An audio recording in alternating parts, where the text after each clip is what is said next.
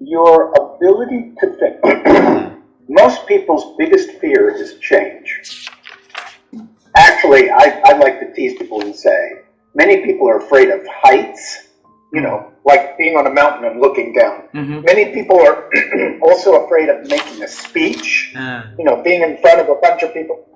But the thing that I find as adults we're all afraid of is change. We're afraid of change.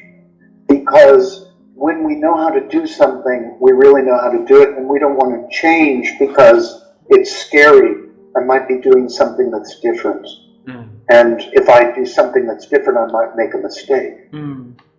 But mistakes are an opportunity to learn. Mistakes are an opportunity to say, okay, I did that wrong, let me try again. And so I think the biggest issue is finding a way to be more comfortable with change. When we wrote Relax, It's Only Uncertainty, which is what these books are that I showed you, when we wrote Relax, It's Only Uncertainty, one of our biggest messages across the different styles of leadership is the ability to learn, grow, and change is key. And of course, when you address change, which we're all afraid of, that is a way to learn, grow, and change. And that expands your horizon. To be a learner. Too many people equate learning to being in school. When if you stop learning, you're dead. And by the way, my challenge, if the people in my company can learn faster than the people in your company, I will beat you in the marketplace. Absolutely. So think about that. Learning is a leadership characteristic.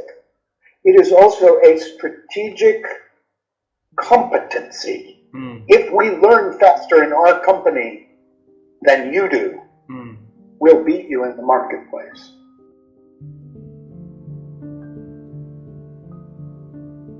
Having you on the show, I want to ask this question. How have you been helping yourself to grow your ability to think over the years, Lisa? Well, during the last year and a half, I've really given myself the time to write. And I give myself breaks to do things that I need to do to recuperate. I'm fortunate that I am financially in such a place that I can pick and choose what I want to do. I wasn't always in that position. But what I've done is I've recognized that today, later in my life, I am. And so I run really, really, really fast. I exhaust myself when I do a turnaround. I actually give myself time off after that turnaround to sink in and do my mental recharge. And for me, mental recharging is finding things that intellectually stimulate me. Like I said, I'm a big reader, so being able to read and write is actually how I process information and come up with my next plan. Wow.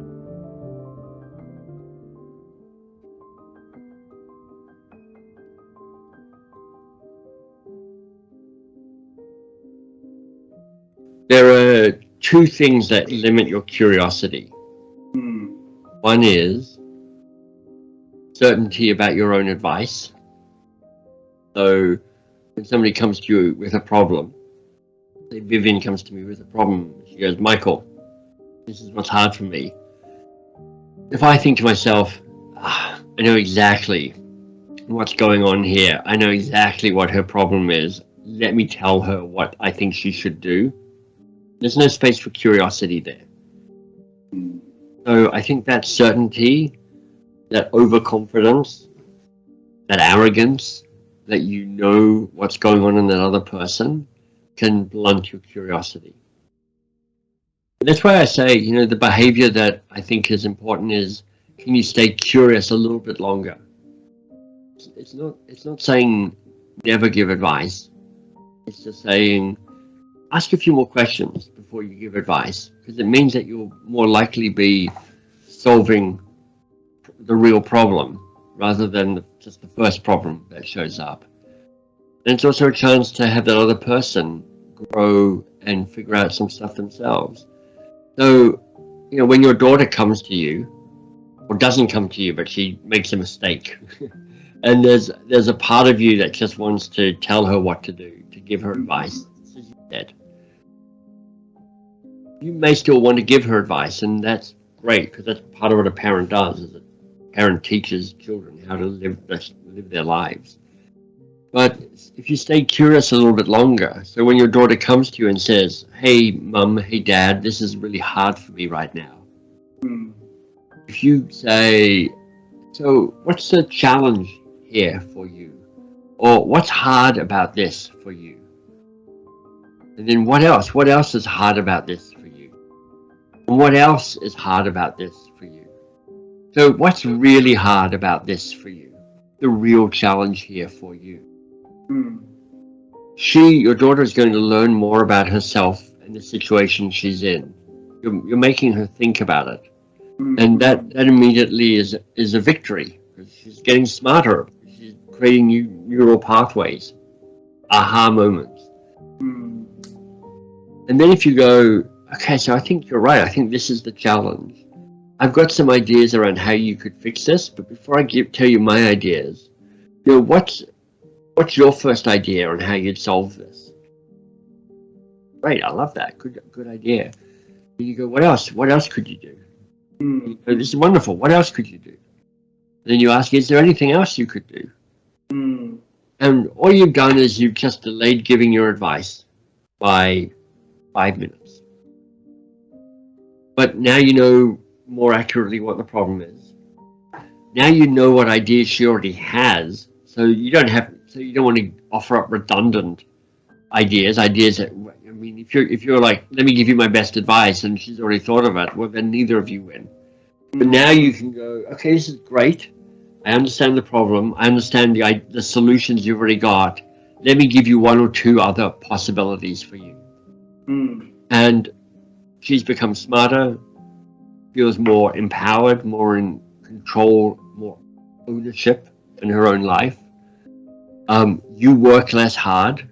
You don't feel responsibility for solving your daughter's life for her, but you get to go, my job is to support her, to try and make her as smart and as capable and as resilient as possible. And just giving her advice doesn't help with that so much.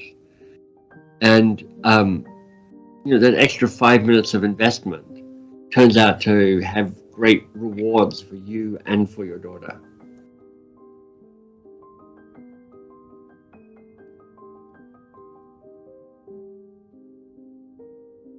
Yeah. Wow. My sense is it starts with us personally in terms of how quiet we can be inside of ourselves. Some people meditate. I meditate not as often as I would like, but I also have, we teach a lot of breathing techniques because breath is the fastest way to center. And so sometimes it's one breath that allows that quiet to show up in me. It's also practicing over decades the distinction between the voice of my ego, which is kind of clutchy, self-protective, you better, judgmental, and the voice of my higher self, my being, which is that intuitive voice that gives me genuine guidance. And so it's practicing the distinction between those two, and learning them over time. And so a lot of it is trial and error to be able to refine that, because it's decades. That voice has always been in me. I didn't always listen to it. I didn't even always recognize that it was there. And so a part of my own growth has been to determine how to get out of the way so that that voice can provide more guidance when I need it, which isn't always, but when I need it. It will be there. So part of it is practice. Part of it is also framing the question or the need that you're looking to get guidance for. And so the framing also has to be done with balance. It can't be frenetic. It can't be, if I'm attached or afraid, that is noise in the system that doesn't allow the space. it's not like you have to sit and meditate in order to get that intuitive voice. It can happen. It does happen, you know, in life, in a moment. You know, I'm looking for my glasses, you know, walking through the house looking for my glasses. Oh, that's where they are. It just can happen. But that's after it's been refined a bit. And so part of it for me, I think you've sensed this in yourself, is knowing, I think we all have access to that voice. It's a matter of strengthening our ability to listen, to perceive, to receive. You know, that's another really important word, is developing our ability to receive. Yeah, as opposed to do, you know, I have to take action, I have to speak. You know, how often are you silent so that you can receive, and silent in your head as well? You know, which is what a lot of people meditate for, is to bring silence. So I think that's an important practice as well. And then it's trial and error. And one of the most important things is not be attached, because that's attachment is all ego, and that too will get in the way. And so for trial and error, you know, I thought my glasses should be over here and they're not. Darn, you know, that's just noise. That's just going to get in the way. And so being able to be accepting of your skill development while you're learning to fine tune it. I'm still fine tuning it. I'm just it's a lot more accessible to me now at this period of my life than it ever has been.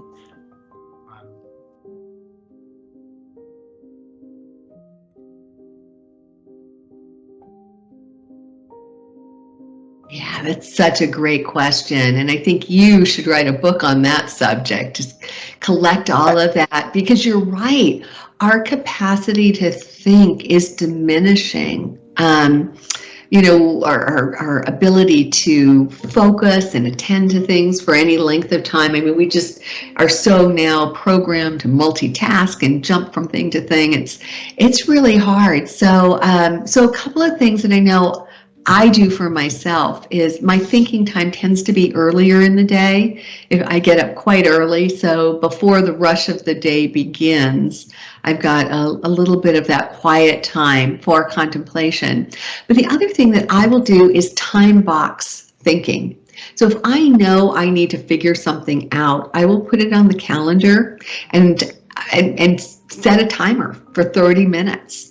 And I won't allow myself, and you know, when you know there's an end point, when you know the buzzer will go off and you can move on to something else, there's something about that creates more of an appetite for focusing, at least for myself. And so when I know I've got this 30 minutes, I can be heads down. I won't look at email. I won't look at my texts. I can just figure this out.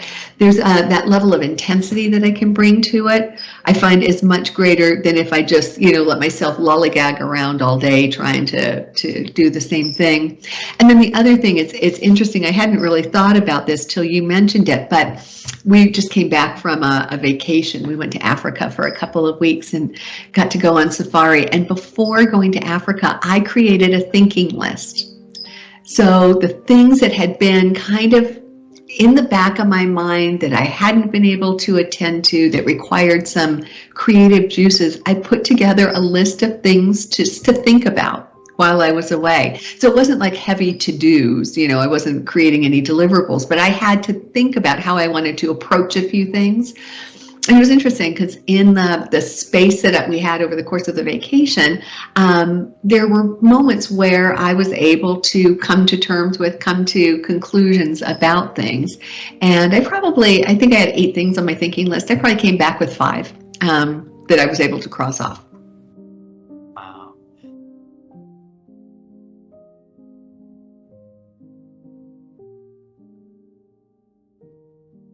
Having contacts with the right people.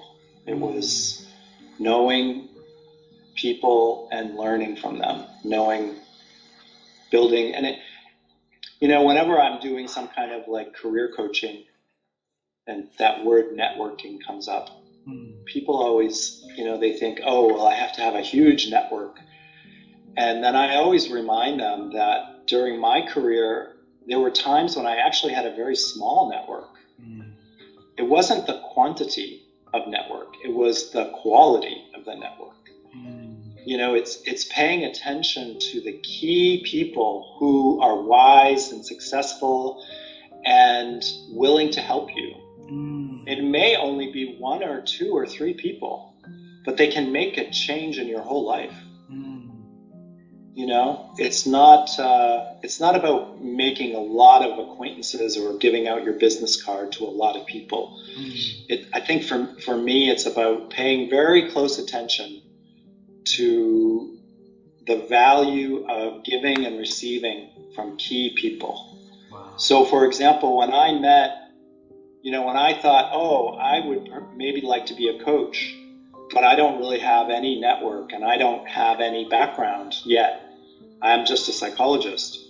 But, I met two or 3 people. I met Carol and I went to a conference. And then I realized that if I could get to know 2 or 3 of those people, that their wisdom and their knowledge would be just so incredibly helpful to me because they were successful as coaches. But then I had to ask myself, well, why would they spend any time with me? Why would they be a network for me? They're very successful and I'm just a beginner. And so I realized that what I had to do was to offer to help them. So I asked them, what can I do for you? And that's when Carol and Margaret and Susan, a couple of the others, they said, well, why don't you volunteer to help us develop our education? And I said, great, I'm happy to help. So I think there's 2 key success factors. Number 1 is having a small but focused support network. And then number 2, don't ask for other people to help, look to help them.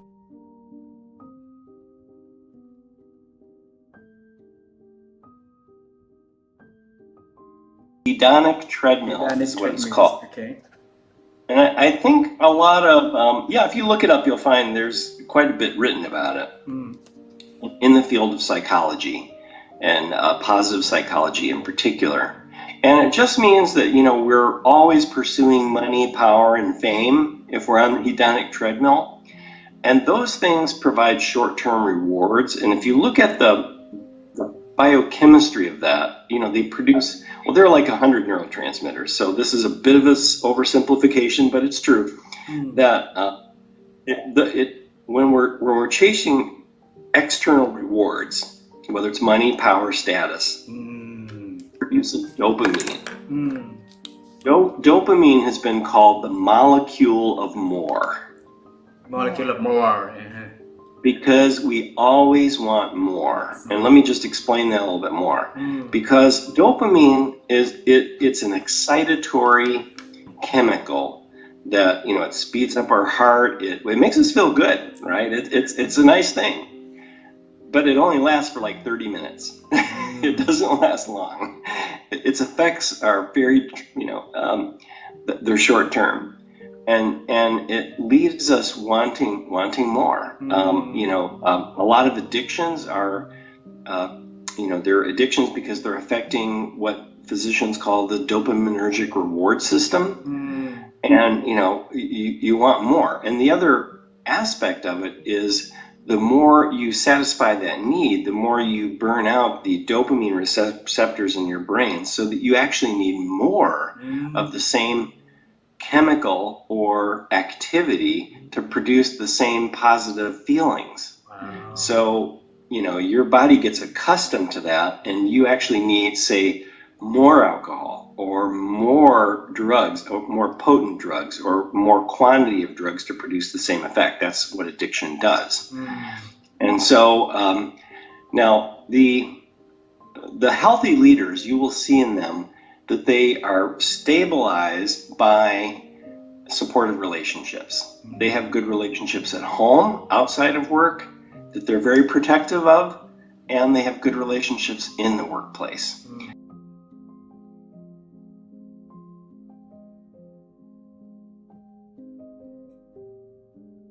How do I make myself think? Yes. Do you know, there's a really interesting fellow, I'll send his name on to you. He's a Hollywood producer. I can't remember his name straight away, but he has a brilliant video. I'll send it to you. Sure, please. But what he does, and he's done it since he left school, is that he meets a different person for 20 minutes every day.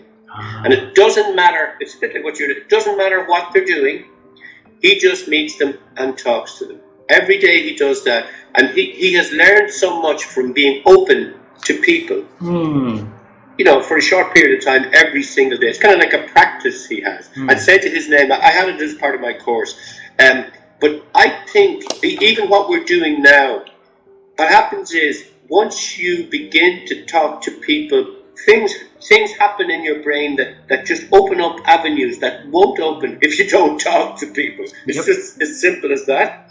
So sometimes what you got to do is you've got to talk to similar-minded people about creating things or doing things, but also you have to be able to talk to anybody. And if they're negative, and just what are you negative about? What is it, etc. You don't have to stay with it all the time, but that you understand them a little bit. But also, by you listening to that person, they might act, if you really listen to somebody, they might actually change their thinking themselves by you listening to them. Because they get a chance to let it out, and then they hear it, not in a very angry way, but they just hear it because you're listening to them. You're not arguing with them, you're listening to them. It's a different concept. And I would think a lot of our capabilities, we just forget about them because we just don't let ourselves hear other people or hear ourselves talking to other people.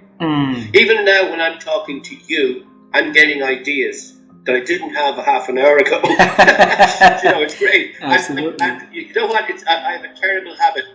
And I used to do it a lot, but I don't do it so much now because I don't travel so much. I used to love getting into a taxi and talking to the person driving the taxi. Some people don't like doing that. I love doing that because I will always ask them about their background, where they're from, what they do. And I've never met as many interesting people going to meetings as I've met taxi people driving me to the meeting. They're often far more interesting than the people at the meetings because they've come there in so many different ways. You know, it's great.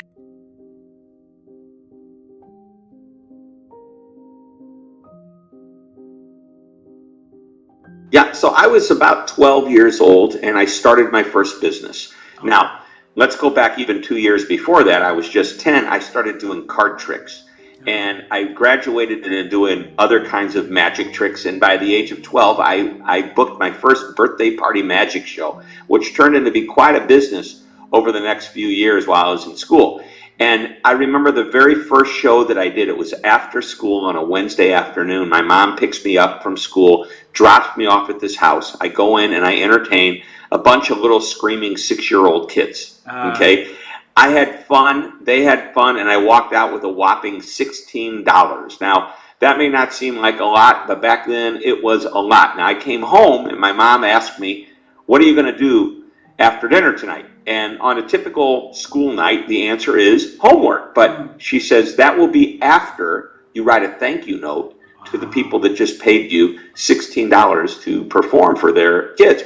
I thought, wow, that's a great idea. So that was kind of like my first lesson in customer service. And it's such common sense, just show appreciation.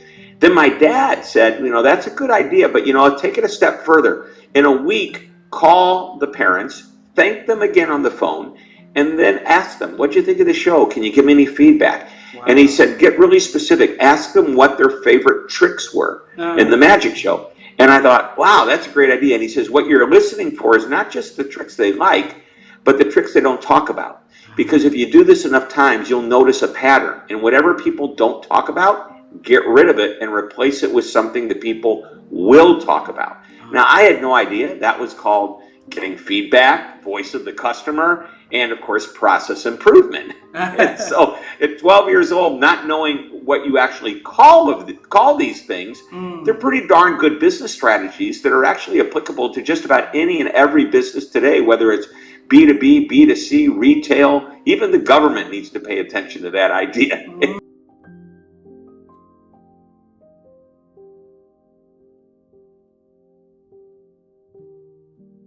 It's a good question. Let me answer that in the way that look around your community. Who are the people who are making a positive difference? Is it a school teacher, a sports coach, a pastor, a community leader? Who's making that? Those are the people who are making life better for others. Draw inspiration from them.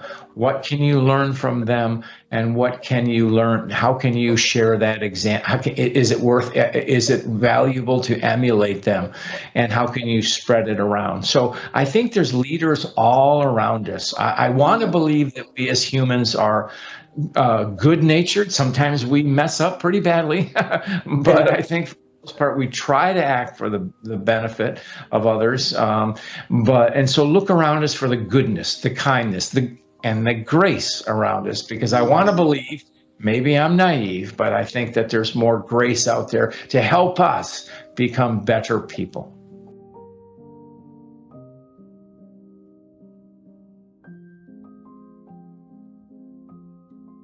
I hope I can help with this. That's a very interesting question. Because it's unconscious. Yes. So that is really interesting. I would share one thing that occurred to me while you were talking, is that if something scares me, I pay more attention to it, and I usually do it anyway, and I challenge myself to do it anyway. And for example, public speaking is not a natural thing to do. Most people would tell you.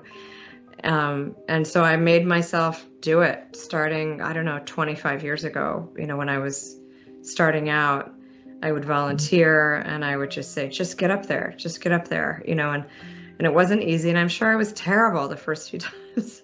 But, you get better and you ask for feedback, whether you fight your instinct not to want to hear it, and you look at people who are great and you're like, oh, what are they doing? Like, what's so good about what they're doing right now? And then you get better and you're like, oh, and just pick one thing. Like, maybe it's their eye contact, maybe it's how they're holding their body, maybe it's, their topic, or maybe they're a little bit funnier, they smile more, or they, so you can learn so much from so many different people. So that's one thing. It's just, I think it keeps life exciting, and it means you're learning if you go towards things that are healthy, but that give you a little bit of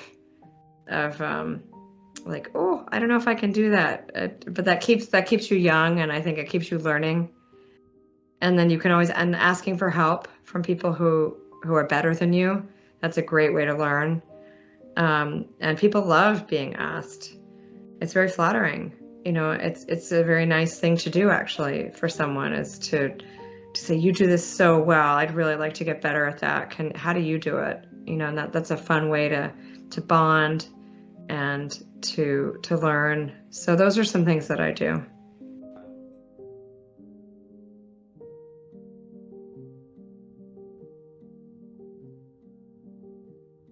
Well, I got to tell you, I'm going to go way, way back, and mainly because I want people to realize that you can start in a very bad way and end up in an amazing place.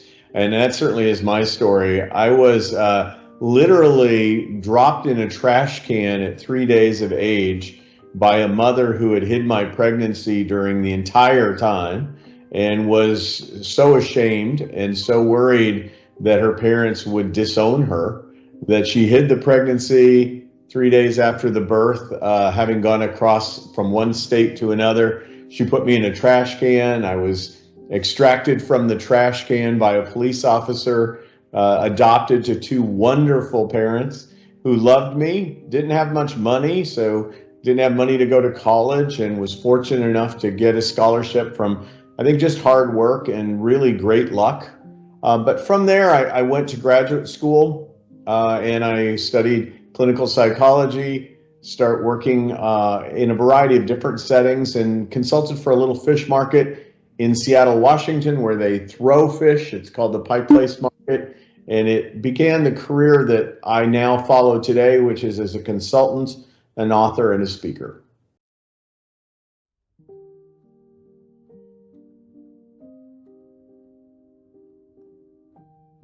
sometimes we have to make hard decisions. It's a balance between being tough-minded and tender-hearted. And the genius is in the middle. You have to have a balance for both. But if you've got a set of values that help you drive those decisions, you can make peace with yourself. You know, I like to ask myself 3 questions around when I'm making a decision.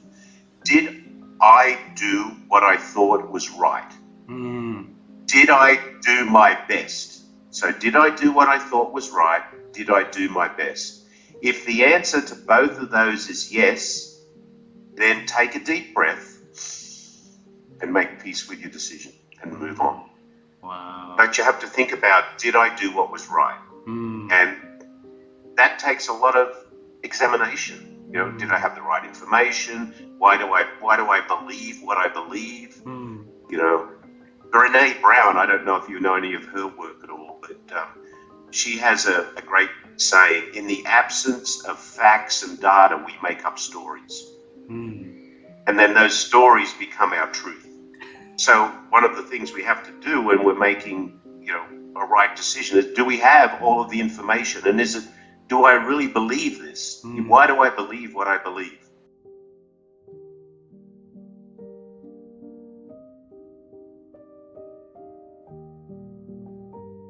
What do you need to do to get a compliment?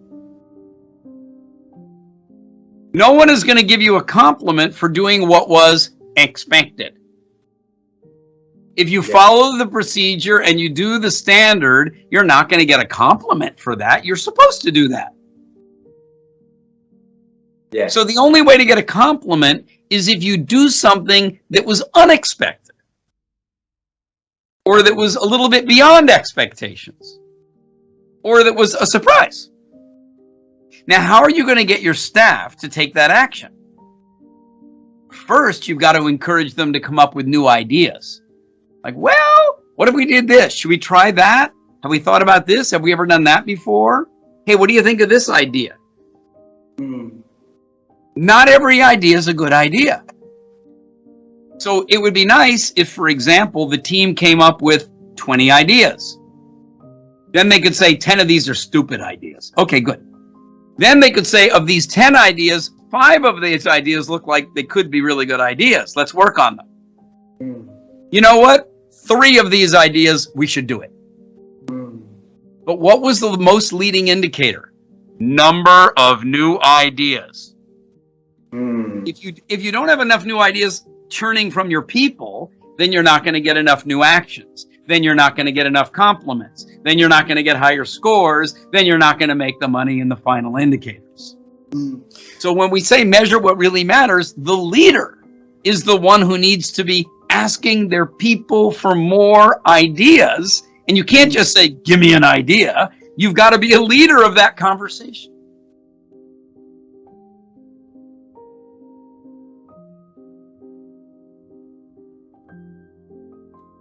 So I think that what we often do as human beings, we are creatures of judgment. We judge ourselves, we judge others, we judge the situation. And there's a big difference between judgment and discernment. So the important piece is to be able to discern, to understand what has played out, to understand our behaviors, and to learn from that.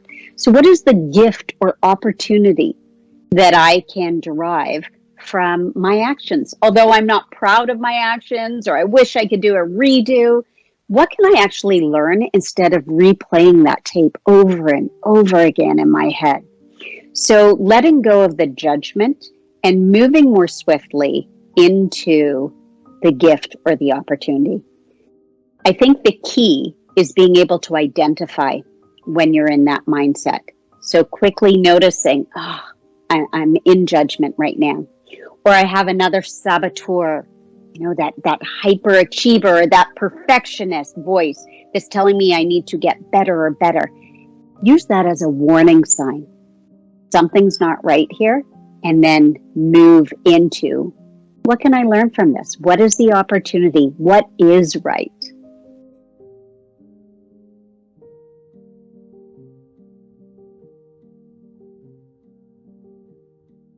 such a beautiful question and mission, and I love that you and your wife are pursuing this together in relationship. So love the question. What's been critical for me is giving myself permission to take the time to think. So figuring out, and actually writing the book really locked this in for me, figuring out how wonderful the hour or the 2 hours is in the morning where I just say I don't take meetings. I'm not available. I haven't checked email. I'm sitting on the couch with my journal next to the puppy, with a cup of coffee, asking myself questions. And so the space and time and permission is one. The second one is the power of exploratory writing. So here I'm going to recommend Allison Jones' book, Exploratory Writing. And I've learned so much from her about all you do is set a timer for 6 minutes. 6 minutes. We all have 6 minutes. No way we don't have, everyone can find 6 minutes in the day, I think. Ask a question, and her book is loaded with prompts. And then just start writing on a piece of scratch paper. It doesn't need to be, don't make it a pretty journal that makes it too precious, but just a piece of scratch paper. Reflect on see where the pen takes you. Don't do it at the computer. There's something special about writing on paper. And use your writing as a way to explore your thinking, as opposed to using your writing as a way of documenting what you know or what you understand about the world. But use it as exploration. Such a powerful tool for thinking.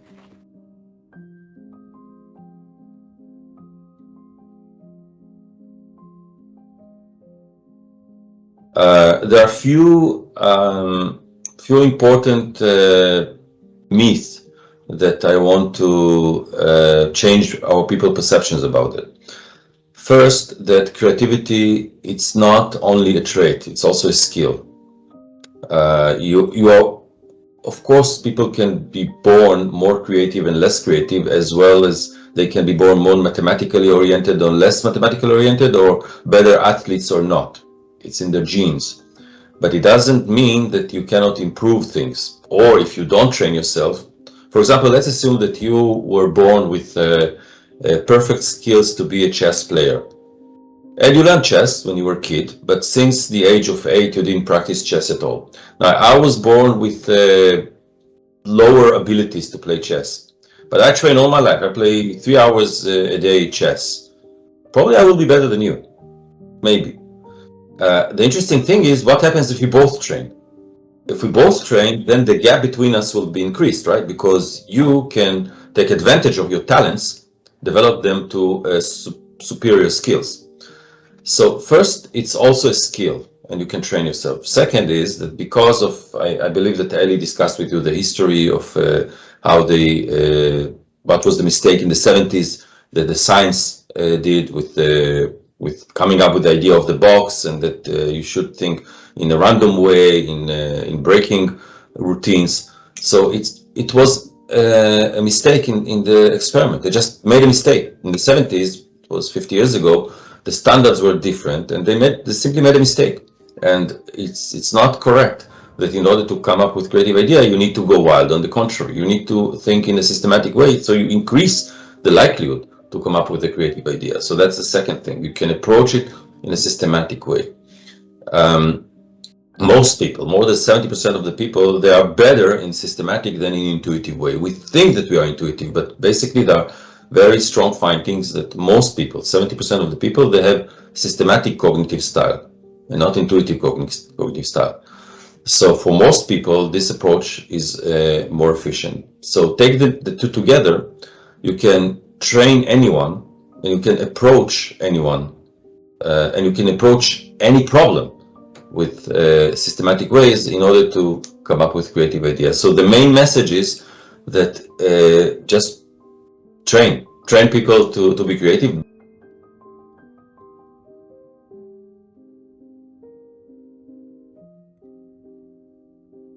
Well, I have to say that I'm grateful for my cultural background, because one of the things that I was taught very young, a part of Jewish tradition is that we question everything. You know, now I drove my teachers crazy. They hated me. You know, I always had to sit in the corner because I'm like, well, I don't know. Maybe there's another way to look at this, you know? And they were the experts, so they didn't like my questioning. But you know, it's a part of my, I mean, we had a value of learning and going to school and always questioning. Is this truth or not? Is there another thing that we've understood? So maybe the truth has changed. So I think that always questioning what's missing. If somebody were to argue with me, what would they say? You know, if I were wrong, what would I be wrong about? You know, so I question, it's the questioning that helps me to learn, you know, not just, you know, the reading of books. And because a lot of times when you read or you read articles or social media, you're just looking to confirm what you know. You know, so I need, and that's what coaches do. I disrupt your thinking. So, you know, it's going to be a little uncomfortable in my coaching. My third book was The Discomfort Zone. And I wrote that for leaders, you know, like discomfort is a part of learning. That means we're letting go of what we knew, and that's uncomfortable. The brain doesn't like that, you know, and to open to what else is possible. So I help other people I disrupt their thinking and make them a little uncomfortable to open them up.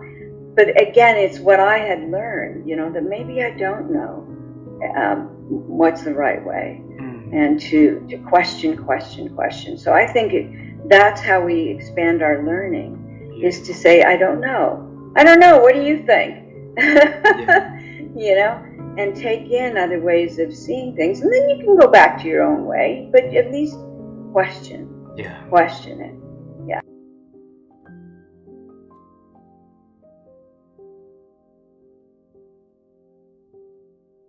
I think for me, it was the realization that I can't fix this with this.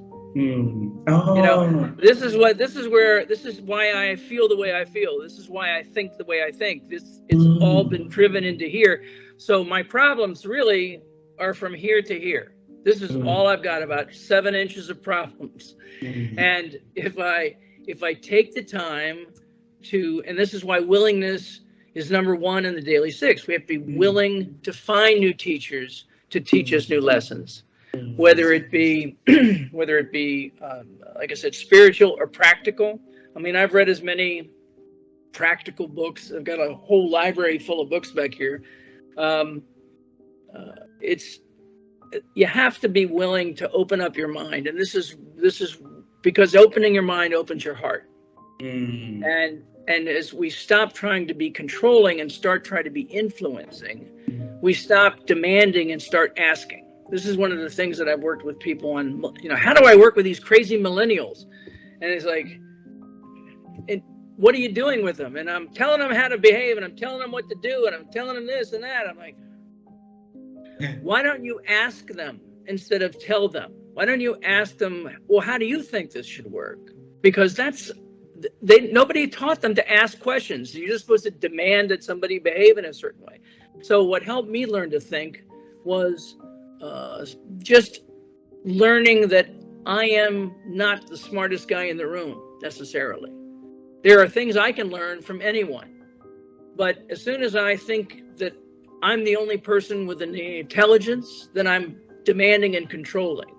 And if I can change the way I think, and the only way I changed the way I thought was to find new teachers, whether it was, I found 2 or 3 human teachers.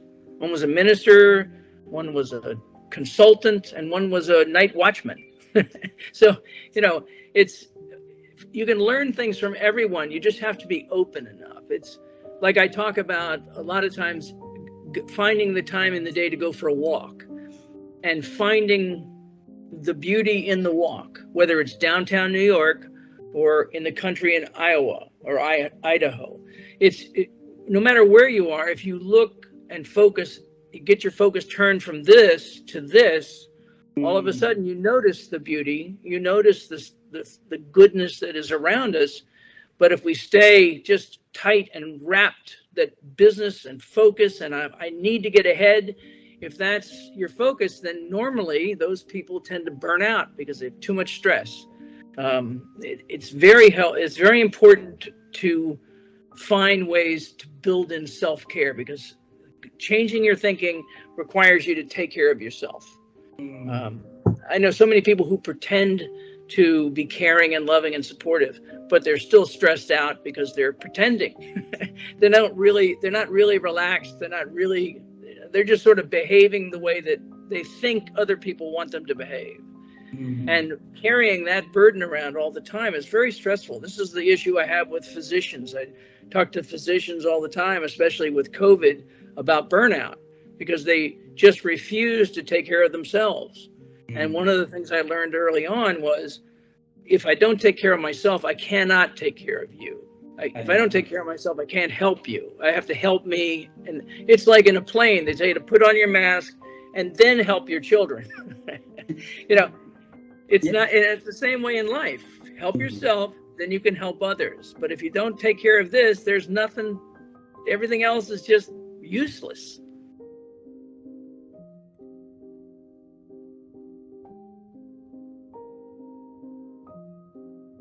Yeah, that's a great question. And it's funny, it was a conversation, and the conversation went something like this. I was talking to my husband, I said, hey, when you can do a job, but if you start to think, should I be doing this job? And he said, well, what are we really talking about? What do you want to do?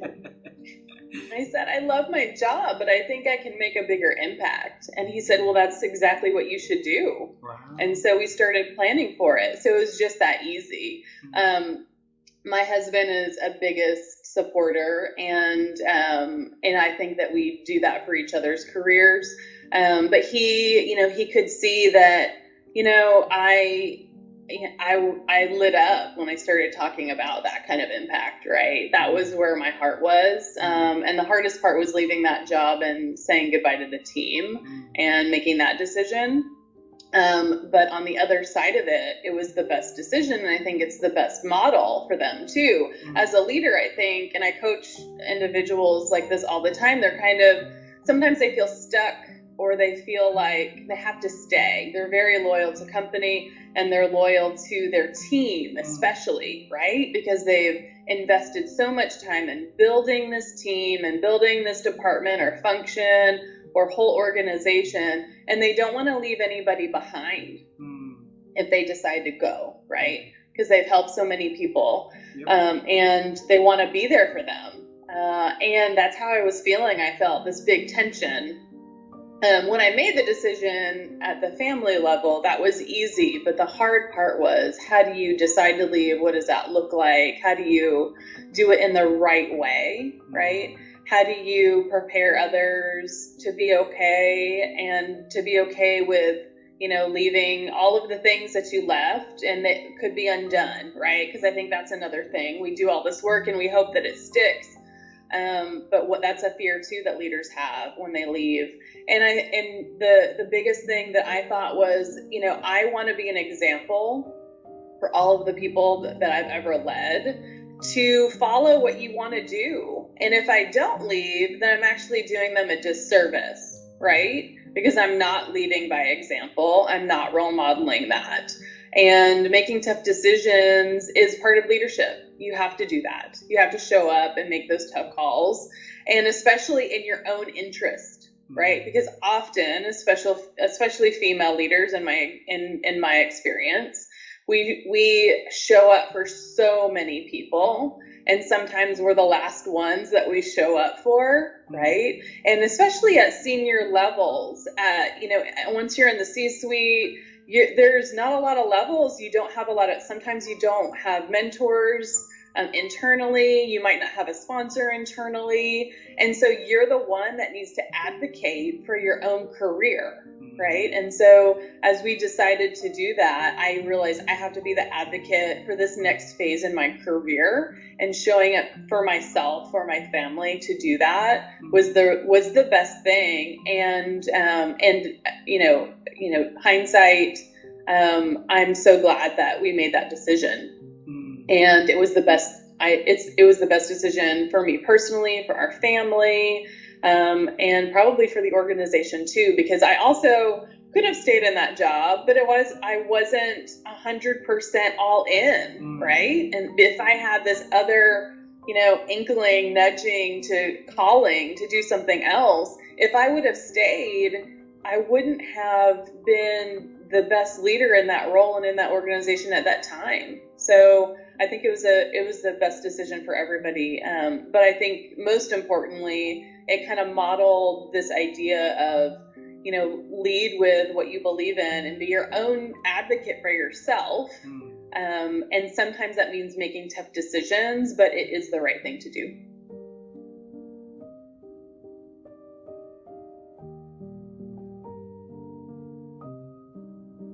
Did I find my calling? It's obvious in hindsight that it was a big moment for me. But I think this idea of a calling, some people feel I'm called to help people be healthy. I'm called to be a nurse. I'm called to be a doctor. This idea of a calling, I think, puts a lot of pressure on people. If you feel called to heal people, if you feel called to be a teacher. But I think this idea of a calling does put a lot of pressure on people, undue pressure. I think your job in life should be meaningful and you should experience joy. Not all joy, part of it's work. There's a reason you get paid for it. But when I look back, I can see the moments where I was becoming more of me. And that's what I would say to people, is the moments where you're becoming more of you. Lean into those moments because it's taking you somewhere. And I don't know. I mean, I'm probably going to work for 25 more years. I may be a TV producer. I don't know. But I think I have a clearer sight line as to my skills and to what gets me excited. I can safely say, I'm never going to be a firefighter. I'm never going to be a nurse. I'm never going to be a doctor. I probably couldn't have said that at 14, but there's a lot of stuff that's off the table. But I think there's some great advice. I'm supposed to be talking about iBooks, but I have a good friend, a woman named Dory Clark. You should have her on. Yes. She wrote a book called The Long Game. And one of the things that she talks about is lean into the interesting. Just lean in to what's interesting to you. And especially if you're young and if you're interested in painting, you're going to have a lot of people tell you you will never make any money as an artist. And that might be true. You might not be a good enough artist to make money, or you might be a really good artist and still not make any money. But if you lean into your interest of painting, you're going to meet people in the art world. You're going to find out that somebody has to have the job of selling art. Somebody has to be an artist agent. Somebody has to, there's so many ways to make money if you lean into the interesting. And for me, the thing that's the most that I've come to realize, the thing that is the most interesting to me is helping people experience joy, purpose, and meaning at work. Earlier, I can't even stand the idea that people go to work and they hate their job. I can't rest on this earth when a lot of people are going to work hating their job. Now, that's not to say there aren't soldiers and people working in hot, dirty factories, that those jobs are really, really hard. They're not going to be as glamorous as being a TV producer. But yet, if you look at those jobs, if your job is in some way contributing to something that makes people's lives better or more fun or happier, if you're making surfboards, if you're doing, building, patios, whatever it is, there's some impact to your work. And the more you can lean into how does my work make a difference, the more animated and meaningful your life will become.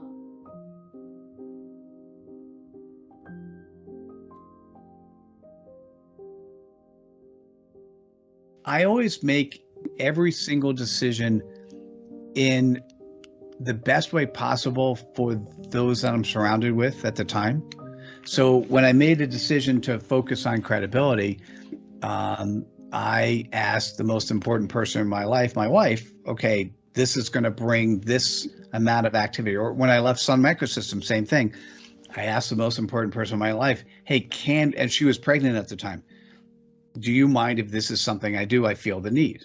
Right? So part of it is recognizing the potential of what may happen, you know, if you try it. And I'm going to say you'll never get to yes if you don't ask. You'll never achieve your goals if you don't try. And what's the worst?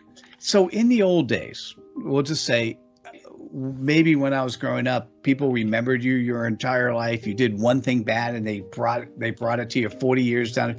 That's silly. That doesn't work anymore. Maybe it does in some cultures, but that's not what I see. That's not the world I see. And I'd rather be known as a person who tried many times and failed than the person always reaching. Because the best way to think about this, really the best way to think about this, and you've probably heard this many times, is when you're sitting on your deathbed, you're literally just try to imagine yourself in a hospital and you've got 3 hours left, and maybe even 3 good hours. Like you just know that something's going to happen. When you're talking to whatever family you have around you, so imagine you don't have any family around you. There's nobody there. Does that make you feel? Right? Imagine you have family, but they didn't come because they thought you weren't that important to them. How does that make you feel? Are you ever going to say, I wish I had $1 more, or whatever the denomination is, right? It's, you know, so it's the things that you may ever say to yourself, I regret not having tried. That one is so much worse than trying and not succeeding, because everything you do is a lesson. Everything, you know, you fail, that's great. You learn something. You don't, when you're a kid and you learn how to ride a bike, if most kids, I don't know any kids who get on the bike and just ride, they fall and then they adjust. When you first start walking, how many times does a kid fall before they actually learn how to walk, right? So this is, for some odd reason, when we go to school, that ability to be salespeople, to be marketers, to be customer service, that ability to learn and grow and fumble, that gets beaten out of us.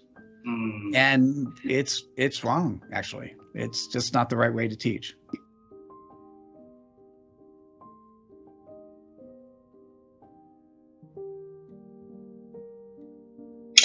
I have different ways. So I always have a coach myself and a supervisor. And part of what I want from them is to challenge and stretch how I think and my honesty with myself. So it's creating the containers or those spaces which are really putting the focus on me. And frankly, I can't believe the arrogance of many coaches who go out there selling coaching who don't have a supervisor or a coach. You know, come on, guys, walk the talk and really live this. The second thing is that I like walking my dog. And when I walk my dog and I'm out in nature, so much comes up for me. I process so many things, the situations at work, clients, big picture ideas, and I have a little notebook with me and I just take a few notes. When I come back, I often gather up some more notes.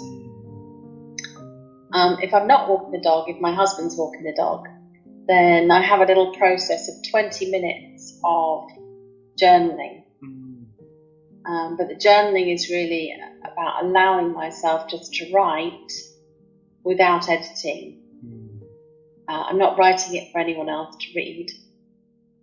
I'm just hearing myself through the writing. So it's a reflexive process. And then I do various forms of study to challenge my thinking. So the organisation I run called the Team Coaching Studio, we train people in team coaching. But we have a community of over 1,000 coaches globally.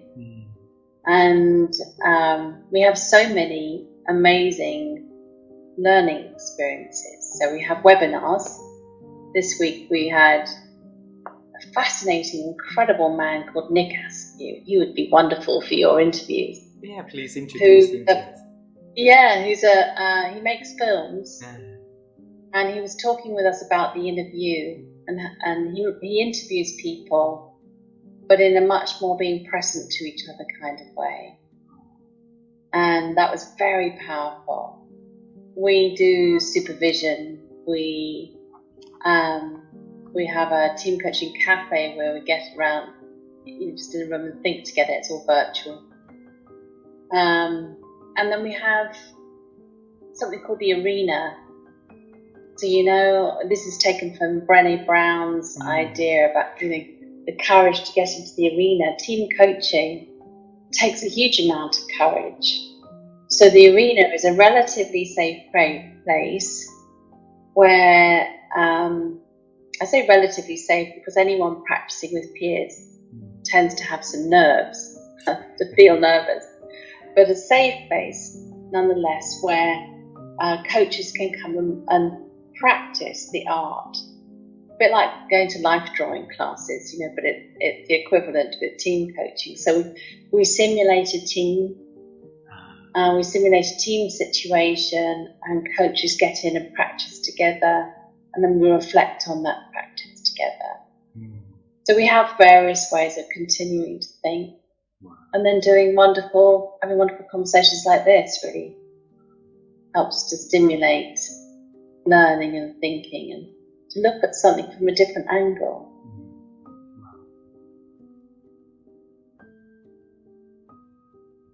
I read a lot. I don't think I read as much as I realize how much I read when I'm in a conversation with someone and I have ideas exploding in my head, or I'll say something like, you really should read Lisa Feldman Barrett's 7.5. Let me see if I can see. It's too far away. I was going to hold the book up for you. But if you just look her up. So I think reading is essential. I think having two qualities are very essential. One is empathy. So when you encounter people that are different from you, you can't learn anything from them if you reject them because they're different. You won't learn a thing. And you won't learn a thing for two reasons. One is you're not listening, but the other is your rejection of them will be felt by them. So they're not going to talk to you, or they're not going to talk to you with any intention to be connected. So empathy is important, and then and that's very connected to the notion of non-judgment from Buddhism. We had talked about that earlier. And then the other is that we have to be willing to let go of what we thought was true when we are now faced with something that shows us. It's very hard for human beings to do that, especially things that are connected to the culture that we're in. So all of our friends believe X, so we believe X, and I meet you, and you tell me something different. If I'm going to listen to you and listen deeply, and you're going to explain to me and share with me more than I knew, but I'm unwilling, I'm spending my whole time not really listening, but holding on to what I believe as though we're in a battle, I will not learn and I will not expand my knowledge. And this is hard. I mean, I'm telling you this, but it might sound to the listener like, oh, I'm really good at this. No, I do it too. All the things I help other people with, I do. I hold on to what I thought was true. And luckily, my husband is a really good thought partner for me. And so if he's if he's trying to show me that something I think is not true, he'll just keep at it in a really good way, and sometimes with humor. And that helps me cross the bridge from holding on too tightly to letting go. And then usually there's some laughter at the end of that.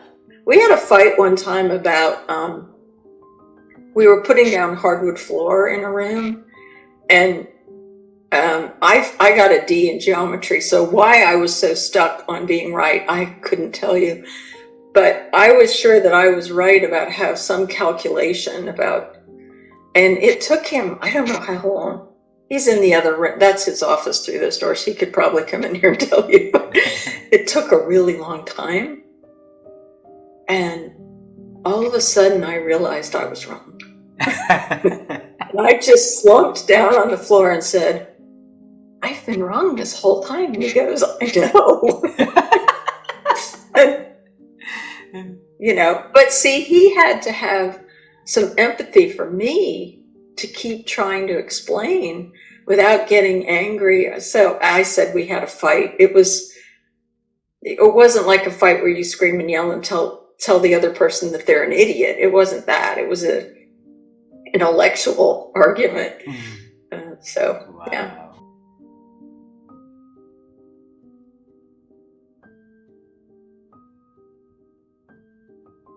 A lesson Simon taught to me that a mentor of his taught him, which is 2/3 of an answer is better than an answer and a half, which I love. And it's not something I'm naturally good at. I could be quite good at rambling and going on and sharing an answer and a half, but I love this notion of, you know, talk less, say more.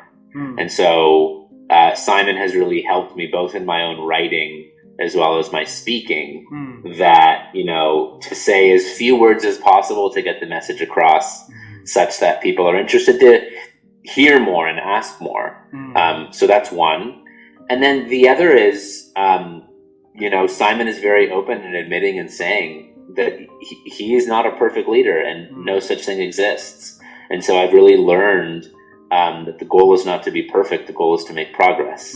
And that, you know, Simon's organization, and as I'm building my own organization as well, we must live the message we preach from the inside out.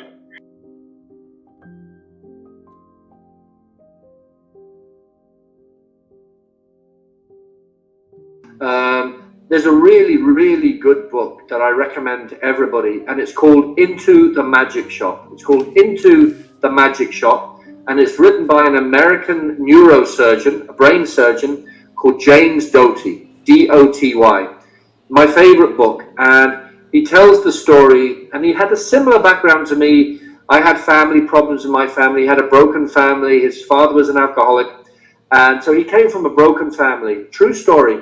And he went into a magic shop in California in the 1960s, and this old lady could see something in him. She could see, as I think you kind of maybe could see in me, that I'm about honesty and ethics and purpose. She could see that in him, but he couldn't see it in himself. And she said to him, if you come back for 6 weeks, I'll teach you magic, right? And he did, and she didn't teach him magic, but she taught him the 4 key attributes of living a fulfilling, purpose-driven, happy life. And they are, the 2 first ones are easy, right? You need to find ways to relax your mind, to look after your mind. Our mind is a tool, right? We need to use it, and we need to be careful about it, and we need to nurture it, and we need to feed it positive thoughts, and keep toxic thoughts out of it, and nurture our mind, right? We need to protect our mind, right? Because our minds are plastic, you know, they can become toxic and difficult, so we need to mind them. The second thing is we need to look after our bodies. We need to exercise. We need to eat good things. We need to drink lots of water. We need to mind ourselves, right? The 4th thing, I'll skip on the 3rd thing. The 4th thing is most people then think, right, I'm going to set my goals and my journey in life. But the crucial thing that 95% of people don't do, and that stops you, I think, from being happy, is get critically honest with yourself. Until you get totally honest with yourself about who you are and what you want to do and how you want people to regard you and how you want people to say when they're standing around on your deathbed, what do you want people to say about you at that point, right? Unless you do that, I think a lot of people are going to feel disconnected and not fully engaged in this life. And that is the key trait that people like Marshall Goldsmith and the people you've interviewed, everybody's been on this journey. We've got to a place in our lives where either through tragedy or trauma or something else, where we thought, right, what do I really want out of this life? What's my purpose in life? And for me, yes, I make money out of what I do, but my purpose is to help. My purpose is to gain knowledge and to help. And money can come in. My purpose is not to make money, right? If you're chasing money, you're not going to be happy, right? But if you're chasing a good purpose, the money will follow and you'll feel fulfilled. So it's getting honest with yourself and having a purpose. How have you been growing your ability to think over the years, though? What a great question. God, I love that question. I have to think about it. I'll speak as a developmental psychologist and as a grandma. Well, I'll tell you a little story. So the other day I was in the car with my 4-year-old grandson. His name is Henry. And Henry was looking out the window at some trees that had no branches on the bottom part. And he said, "Those trees have no branches. Is there a reason for that?" And I was so excited, I practically lifted off the seat. I was like rushing to write it down in my notebook, because it was a reminder that very young children, and this I know from my own research, because this is what I do research on as a scientist, young children love to think, and it feels good to think. It feels as good to think as it does to skip or eat or laugh. It just feels good to think. And we unfortunately, the school system often makes kids think they don't like to think. Instead of a cookie, it feels like a vitamin, a medicine, but it's like a cookie. It feels good. And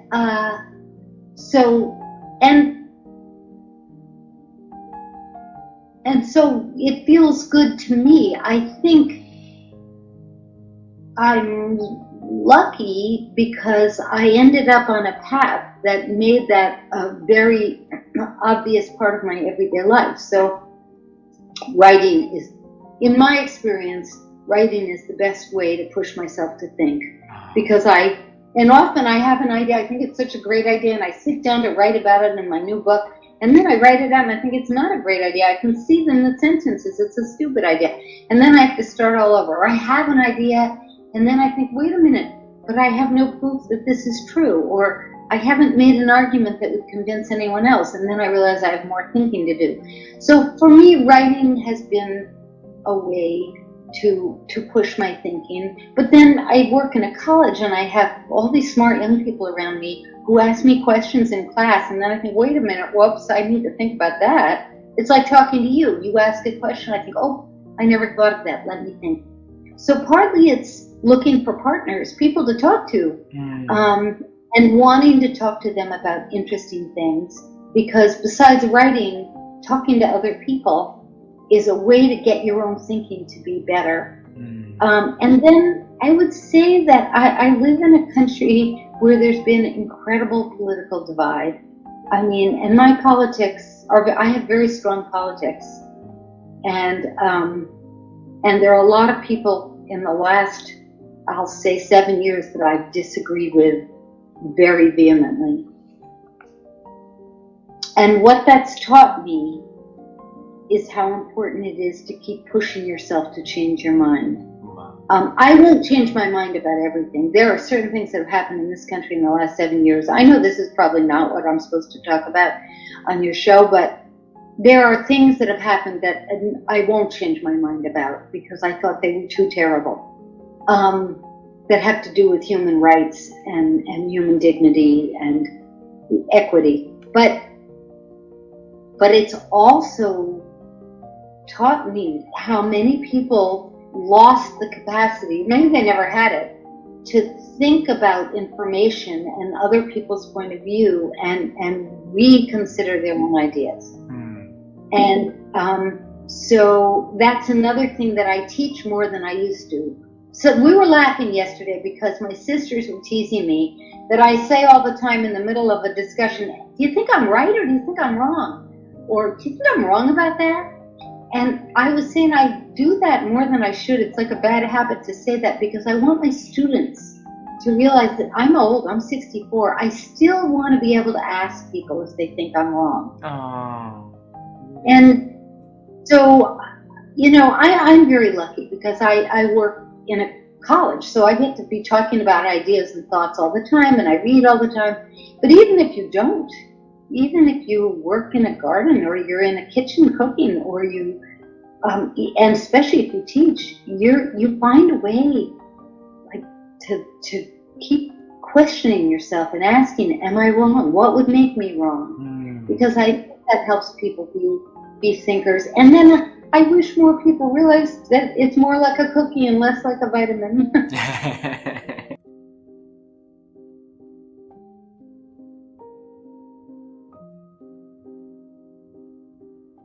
One, I think, is the recognition that in each of our lives and in each of our careers, we are called upon to do things that only we can do. That we are the best candidate for a particular job.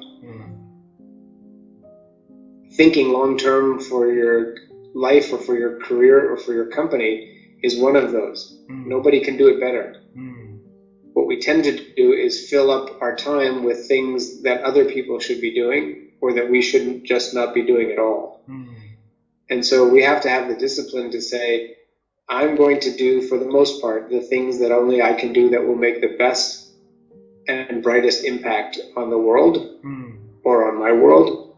And I will stick to doing those things with some level of discipline. One of them is thinking time, high-level thinking time. So I have to have the recognition that only I can do that, and I have to do it. That's one. Two, for me, it works to write things down as opposed to just try to think them, to draw pictures, to get it out of my head and onto paper.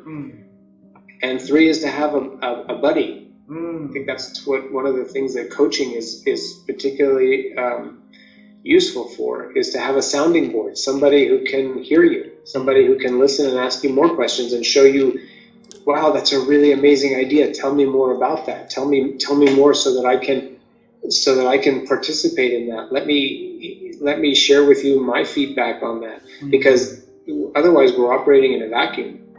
So I think that's probably one of the reasons that we were successful as a company, because the three of us could feed off of each other. And I think that's why people look for coaches, because coaches can help them, just like a therapist can, just like an advisor can, just like a board of advisors or a board of directors, if properly used, can be a resource for people to do high-level thinking.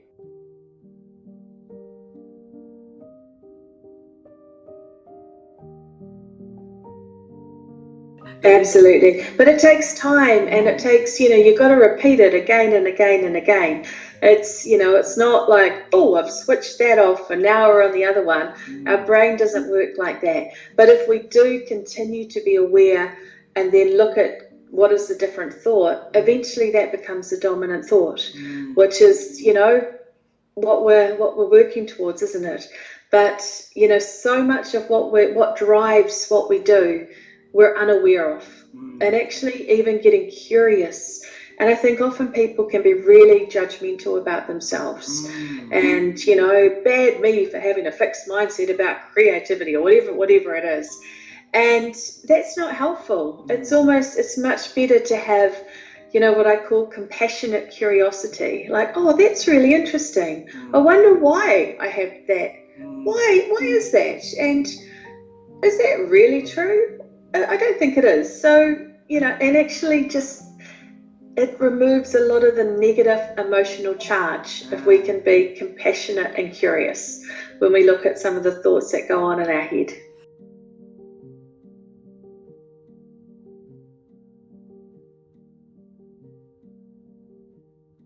Hopefully you've seen it a little bit today, is I don't take myself too seriously. I understand that I know a lot about a very few things and almost nothing about almost everything else. So I'm humble because it's because I always have something to learn. And there was a period in my life in my 30s that I was pretty arrogant. I really thought I was smart. I was the CEO of a multinational company, and then I realized, no, not really. I'm not that smart. There's a lot of stuff I don't know. So my goal is, why not be friendly and kind and gentle and respectful and treat everyone as a teacher because they are, and I mean everyone as a teacher because they are. And me trying to show off doesn't do any good for anybody, and especially not me. I want to be kind and easy to work with and genuine and authentic because that's the kind of person I am, and I want to be that way with my clients.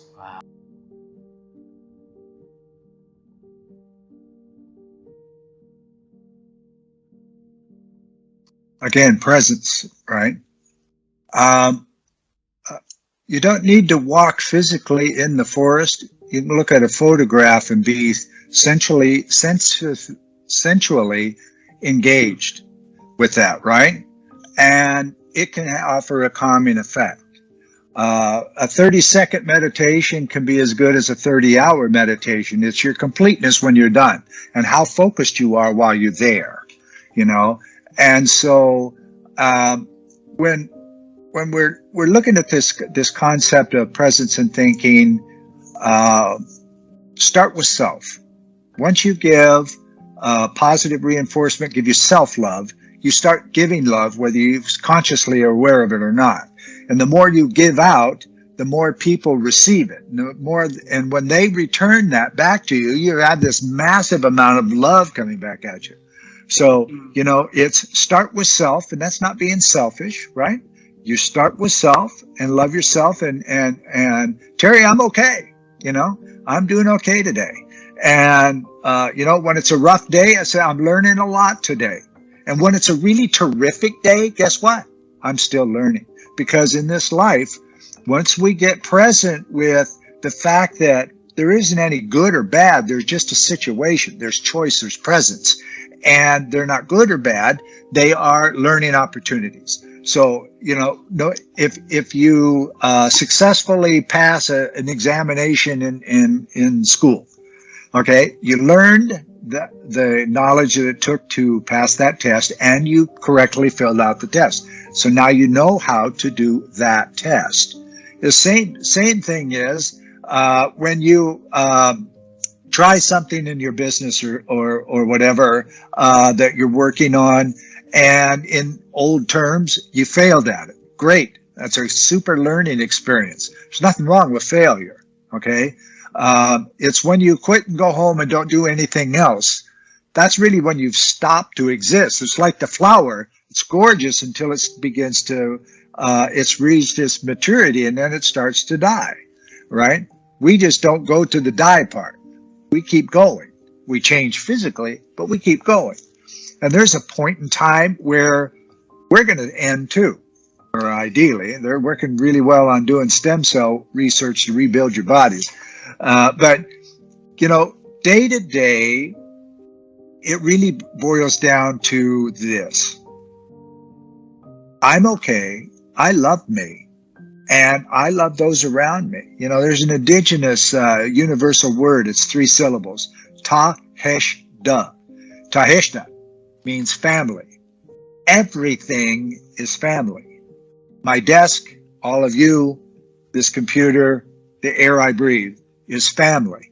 Now, family, you put up with more with family than you do with others, okay? So everything and everybody is family. Your mindset changes, and you're less likely to go finger pointing and making divides. So that's my thoughts for that one.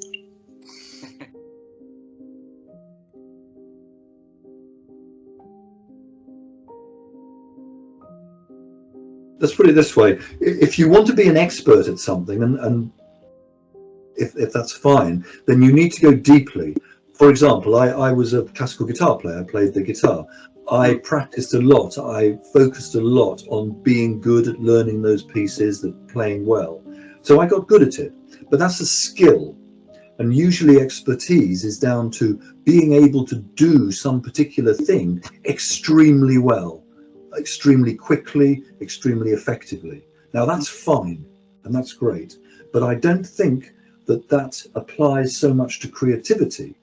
Creativity would be more about, look, you can do it this way and you may be even quicker or better, right? So then the person changes and applies and practices and goes deeply into that way, and maybe they get better, you know, maybe not, but it's different. So it's an interesting question that you asked. I think that if you want to be creative, generally, you should go very widely over a number of different things. Now, with my executive clients, I ask them to look at some area of knowledge that they don't know anything about, that they are completely novice at. And I ask them to do this every 2 or 3 months.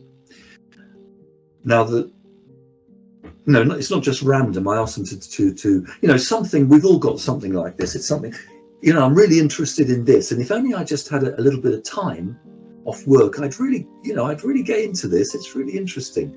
For example, I at the moment, because I do this myself, I'm very interested in Japanese history of the samurai period. I didn't know anything about that, and it's not immediately applicable in any way to my work as a coach. But if you go into something like that, first of all, it's fascinating, and secondly, you pick up ideas about how people thought and what they did that's very different to what you're doing. And I guarantee that you will find something in there that you can apply. You think, oh, they did it like that. They thought like that. That's interesting. Never thought of that. I wonder if I did it, you know, like that, this way. So what you're basically doing is you're spreading very wide, and you're finding something that is going to be helpful for you in your main work, as well as becoming, you know, generally, it's very interesting anyway, and generally better informed. So I'm very much about doing a lot of different things and allowing that information, and you never know what's going to strike you, to kind of get into you and center you, and then that can come out in some very interesting and unusual and unexpected and creative ways.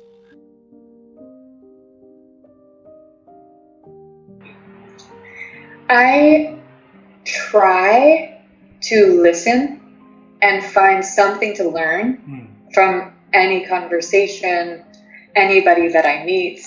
And for example, something that sparked my curiosity and attention in this conversation we've been having is that I didn't know about the map and the South China Sea and the islands there and related to the Barbie movie. So after this conversation, I'm going to go read up on it so that when I'm talking about the Barbie movie with other people, which I'm being asked to do, I have this important piece of the context and we can talk about the politics as well.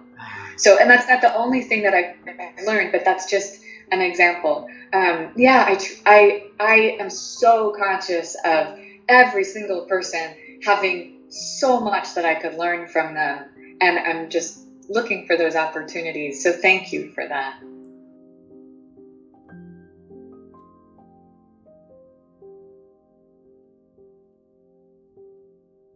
You know, it's such a good question, and it's hard because the context matters, right? And so when you get to one of the hardest things we learned this in Rising to Power that most executives struggle with is that when you get to the top of a very senior level, there's 20 versions of you out there. Right? People have concocted multiple versions of you out there, and you can't control that. You know, leaders get frustrated when they say, oh my gosh, they said, Ron said. I never said any of that. But they're going to make up that you did, or they're going to tell people that you did. It's part of the job. for a leader to be true to themselves, true to their values, true to who they are. Of course, you have different audiences, right? You can't be the same everywhere, but you can be consistent, right? There's a difference between consistency and 20 versions of you. And over time, that takes a degree of self-mastery to know what degree of authenticity will keep me true to my values and keep me trusted by this audience, or help me connect over time to this audience, right? And it's a gauge, and you have to constantly calibrate the words you say, the gestures you use, the questions you ask. But I do believe, that there are some universal truths about authenticity. People all over the world, regardless of what the culture is, people know if you care. Yes. They know if you're telling the truth. They know if you genuinely believe in what you're saying, or if it sounds like, corporate speak. People know these things. It doesn't matter what culture it is, right? And so my job is to help people find the universal key versions of themselves that can play in those contexts.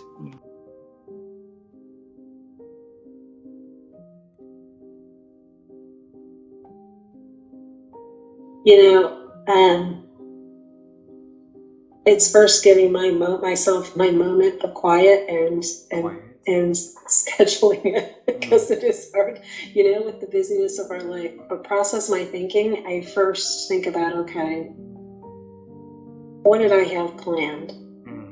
What was in my plan? And what did I actually do? From that. But I look at that first to give myself a sense and a real honest look of, am I getting closer to what I want to achieve? And then I look beyond me, and to think and say, what am I seeing in others, or seeing in the organization I'm in, or the organizations I support, that I need to be adjusting, what I need to do, the services I offer, how I guide others. I put myself in the place of the people I serve. And so I think about what it is that they're dealing with and what is most important in their mind. And I process that in a way to say, how does this change what I'm going to be set up to do now? Wow. And so I look inward. I start there because I just need to get that out. That's me. I just, like I said, what did I set out to do, and how did I get, how I progress in that way? But then I focus on the people I serve. What are they set out to do? And how am I helping them achieve it? Am I focused on the right things? So there's the two components, is the way I process: inward, outward thinking, to then give me the sense of, I then go back to what I envision for myself. I'll look at strategy, I'll look at plans, certainly, but am I doing what is in the interest of what I envision?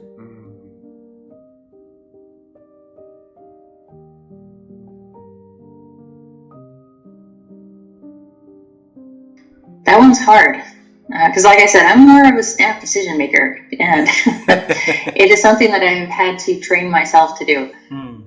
Basically, I think of little triggers, I think of questions that people ask, and I say, you know what, I just need to stop for a second, and I need to engage a different way of thinking. And how I do it, I'm not really sure if I can really pinpoint how I do that, but I think just the act of just stopping, taking a deep breath, trying to calm myself down, that's when the thinking starts. And that might be different from everybody. And so you might need to find your own way to realize how you need to just stop and think before you react. But for me, mine is like, I just have to I'll stop, stop, assess, figure out what's going on, and then make a decision at that point.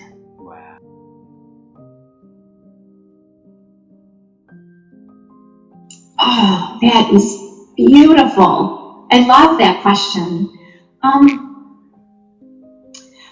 think that part of good thinking is lots of learning. Like, good thinking is informed by lots of different information that we can bring together. So I think a really important key to good thinking is learning in diverse places. I think another really important key to good thinking is reflection, both individually and with others. Like, when we can think about our thinking, when we can do double loop learning, when we can reflect on what we're thinking, rather than just accepting our thinking, pushing back on ourselves and challenging ourselves individually. And I think when we can reflect with others, like, I think sometimes good thinking is informed when we hear ourselves say something to a friend, right? We're like, I'm not even sure I knew I thought that until it came out of my mouth, right? Or the friend who helps us and pushes us and asks us really good questions. So I think that that reflection, that asking questions about our own thinking and asking questions of others about our thinking are really important elements of how we improve our thinking over time.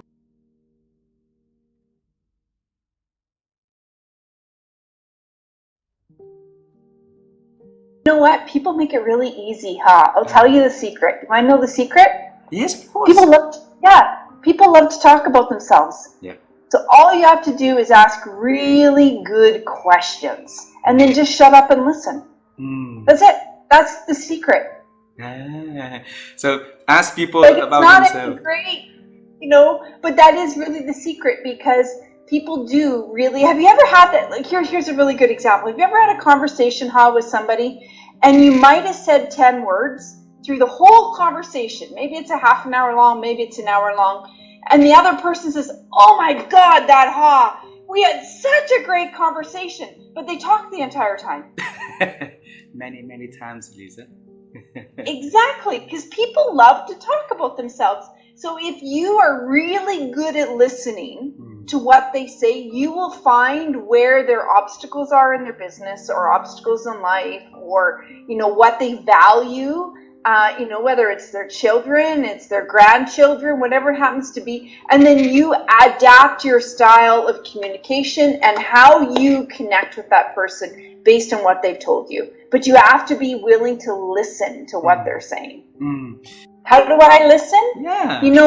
It's interesting. I, for a very long time, used to interrupt people all the time because I was so busy trying to get what my thoughts were out, right?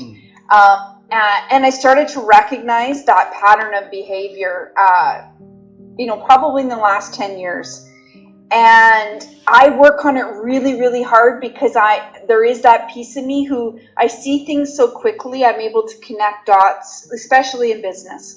I can see things very quickly and understand, okay, I need to connect that. It's like when you watch TV and you watch a crime and they've got the board, they've got all the arrows going everywhere. Well, that's my brain. When somebody's, when I'm talking to somebody, I'm already starting to connect the dots and the people or the vision or whatever, and the path, not just to see it, but answering that and then what.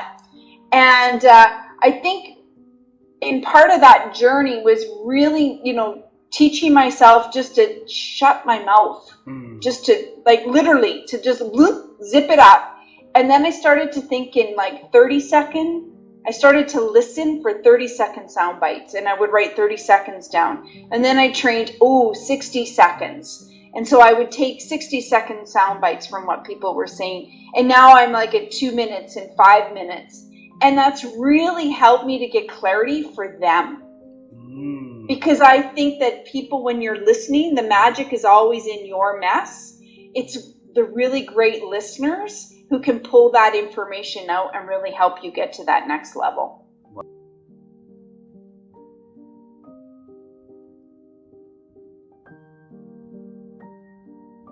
Your question was about what started this, and the numbing depression. And it was just being on this hamster wheel of chasing goal after goal after goal, to finally be able to reflect and go backwards and be like, am I doing these things because it's feeding my soul and it's really what I want to do? Or am I writing books and am I being on the board of multiple nonprofits, living in this place that I don't want to live, and all this type of stuff, and trying to do the things that I think I'm supposed to do? And that was the thing. I was just doing the things that we're taught to do, right? Be successful in business, donate your time to nonprofits, which is all great stuff and everything. I'm not saying that I didn't enjoy it, but now my life is going in a different direction that really is about feeding my soul first, then looking at my life obligations, which includes work, versus, you know, we talk about work-life balance, and that's something I was trying to achieve at the time. And if you try to achieve work-life balance, just by the very nature of the phrase work-life balance, you're trying to achieve work and make that the priority, then look at your life afterwards. Then from there, where's your connection to the greater mystery of this human experience, right?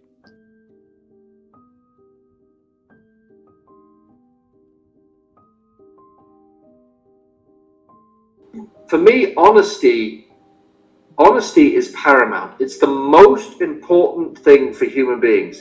If we're not honest, not just with others, but also with ourselves, we don't really have a real identity, right? And honesty is something that all human beings struggle with, right? We all struggle with being 100% honest.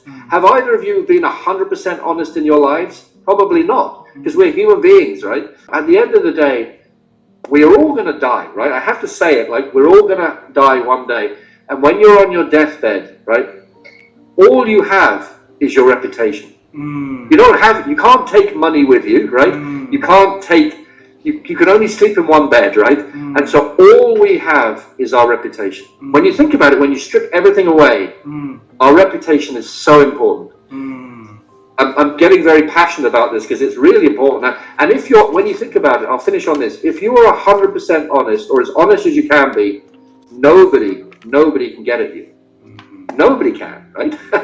They might think they can. So honesty and ethics and the truth are paramount.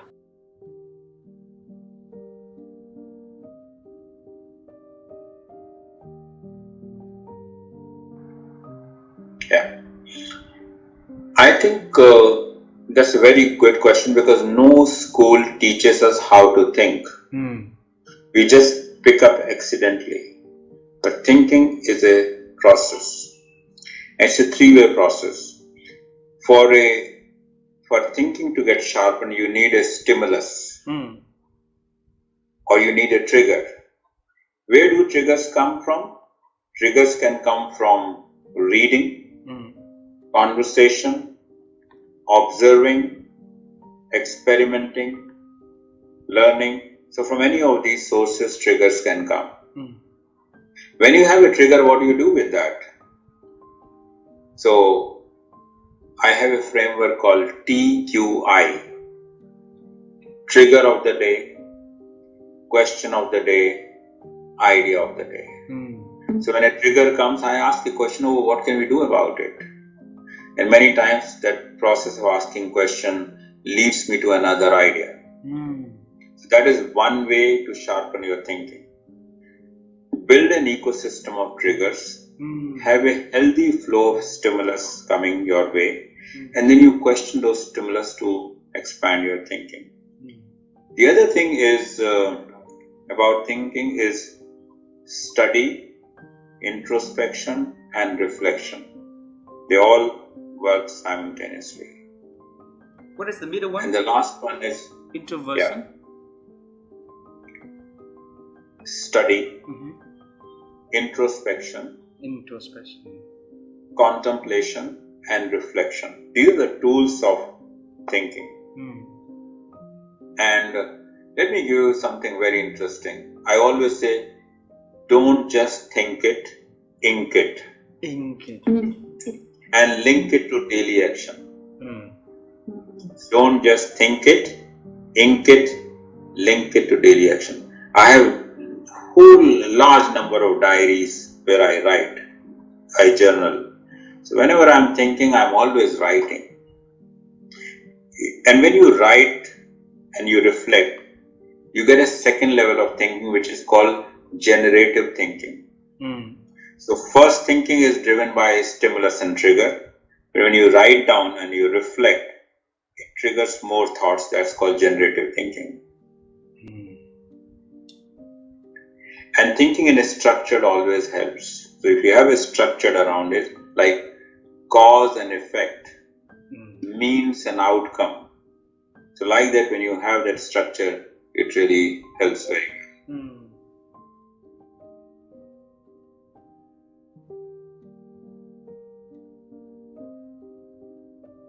You know, I think it's there's a little bit from this woman who I interviewed in my book, Vivian, who used to work for General Motors Foundation, and I think when she told me what made her keep going, and it's that I realized I didn't have to be, that I was still good enough, and that I did deserve to be in the room, and so seeing them, I'm like, well, I deserve to do that. I should be able to do that. I can do that. So there was a lot of that thinking too when I was younger, that, well, why wouldn't I be able to do that? You know, I didn't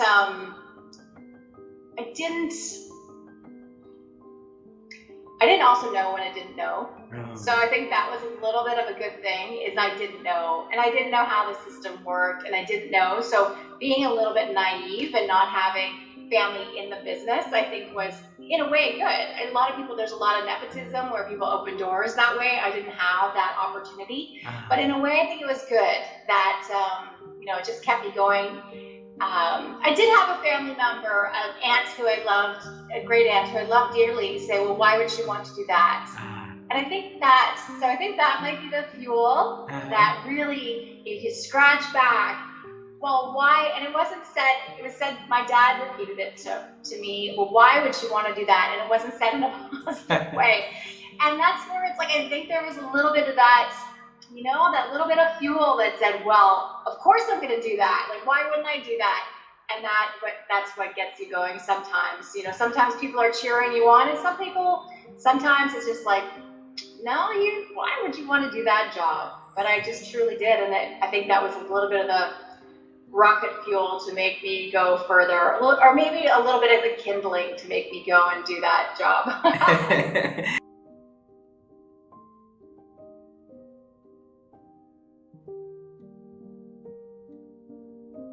Well, it's very similar to the advice I gave your mother about being happy. If you want to set aside time to think, you have to set aside time to think. And what happens is we get so busy doing stuff that we don't set time aside to just think. So one of the things I try to do is just set time aside to do nothing but think.